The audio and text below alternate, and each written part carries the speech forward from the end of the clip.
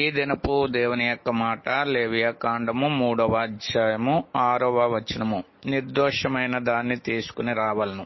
నిర్దోషమైనది ఇశ్రాయేలు సమాధానం పొందడానికి నిర్దోషమైనది తీసుకురావాలని ఆ దినాల్లో దేవుడు వారికి తెలియజేసిన వాడు ఉన్నాడు. ఈ దినాల్లో మనము అర్పించడానికి నిర్దోషమైనది ఏది కూడా లేనప్పుడు ప్రభువైనటువంటి యేసుక్రీస్తు వారి గురించి వ్రాయబడిన మాట ప్రకారంగా నిర్దోషి, నిష్కల్మషుడు, పాపుల్లో చేరక ప్రత్యేకంగా ఉన్నవాడని వ్రాయబడి ఉంది.